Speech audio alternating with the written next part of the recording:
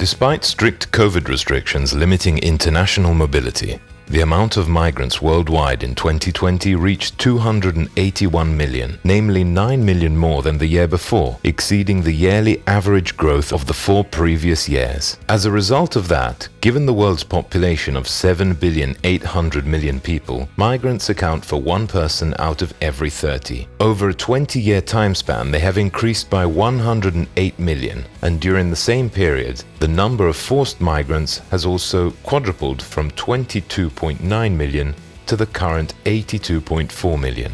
Among this last group, 48 million are internally displaced individuals. For example, 1/3 of the Syrian population after a 10-year war. 24,800,000 are asylum seekers and refugees with approved status.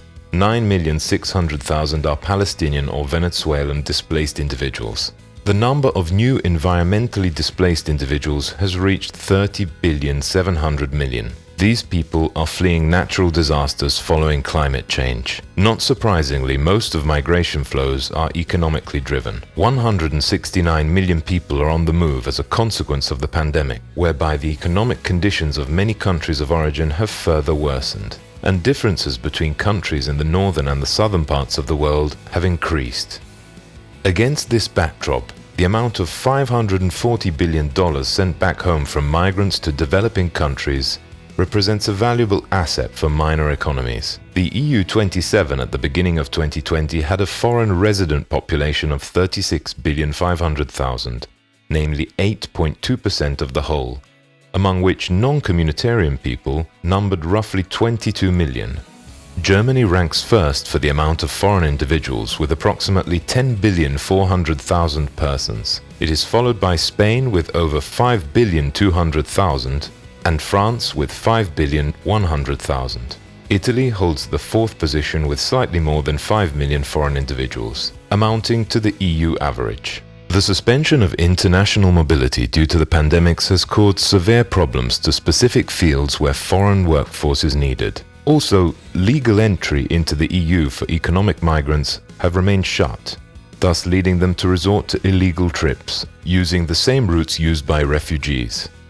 New walls, pushback procedures, and COVID-19 prohibitions lead to a decrease in 2020 of illegal crossings, from 101,700 in 2019 to 125,000, 81% of which took place in the Mediterranean Sea. As a consequence, even the amount of asylum applications has decreased to roughly 472,000, almost 1/3 less than 2019. The overall number of refugees and asylum seekers has reached 3,400,000. That corresponds to an average of as little as 8 for every 1,000 of the overall European population. The Mediterranean Sea saw a total death toll of 1,427 individuals in 2020. Now the central route has become the most relevant one again, with a total of 35,673 arrivals, either in Italy or Malta. This also proved to be the most lethal route worldwide. Italy has been among the countries to experience a drop in the amount of foreign residents following COVID-19 restrictions to international mobility.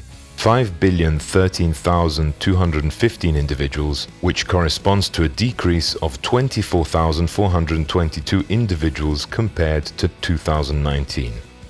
This is the most significant drop ever registered since the late 1990s. The falling birth rate has followed this decreasing trend. From 63,000 births in 2019, the figure has moved to 59,400 in 2020. The death rate has increased from 7,400 to 9,300 individuals.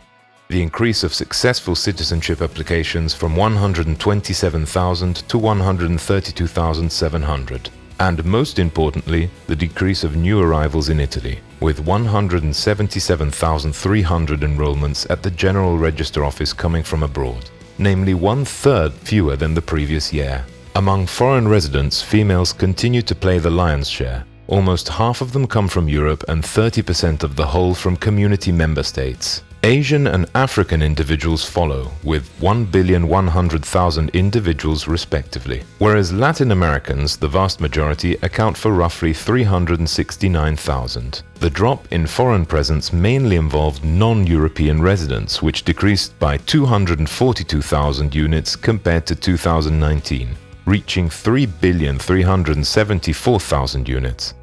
Among these, the most significant drop was seen for temporary permit holders, which decreased by almost 74,000 units, family permit holders, which decreased by over 38,000 units, and study permit holders, which dropped by 19,000. The number of asylum seekers or applicants for other forms of protection also decreased by over a quarter, dropping by over 25% and reaching less than 164,000. That is less than 0.003% of the entire population. The number of people in the national reception system also decreased, reaching 80,000 in 2020, less than half compared to 2017. If we also take into account limitations to outward mobility, greater job insecurity and the interruption of activities in several administrative services dealing with migration procedures, the decrease in regular foreign presence might be partially due to the fact that many people became irregular. Moreover, regularization procedures in 2020 were particularly slow-paced, since only a quarter out of the 220,500 applications were processed. Meanwhile, as working and living conditions for migrants, that is 1.5 million people, accounting for 1/4 of persons in absolute poverty in Italy, worsened, foreigners were still systematically excluded from basic forms of welfare by introducing illegitimate administrative requirements, which were then rejected by judges. The year of COVID-19 also saw the all-time low for migrants' access to the real estate market. Purchase was more than halved in a year's time and went back to concerning poor quality houses on the outskirts, at risk of ghettoization. Widespread resorting to distance learning, especially in secondary schools, also deepened the social inequalities and relational problems, which made it very difficult for many of the 877,000 foreign students, over 1/10 of students enrolled in Italian schools, to keep up with learning. A considerable drop in employment was also registered, particularly involving migrants. A significant share of migrants, which became irregular, presumably entered the black market at risk of exploitation.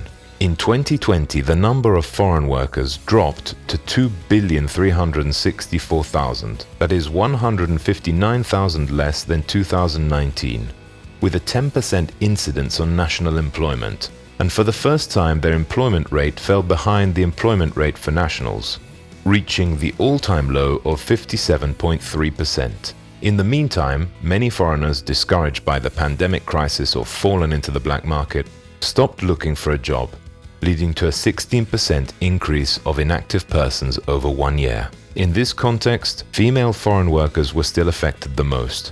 Among regular foreigners, with women accounting for 42% of the total, their presence decreased 3 times as much compared to men, and 6 times as much compared to Italian women, while their employment rate was more than halved compared to foreign men.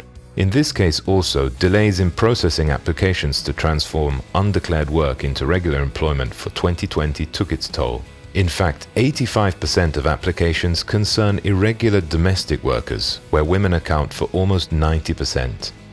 In this context, setting up a business means not only having the prospect of emancipation, but also protecting employment. Indeed, even during the pandemics, migrant-run businesses continued to grow, reaching the number of over 631,000 in 2020. In such a disturbed migration context, due to the consequences of the COVID pandemics, the Statistical Dossier on Immigration is a learning instrument to be used in the definition of more efficient and productive migration and integration policies in Italy.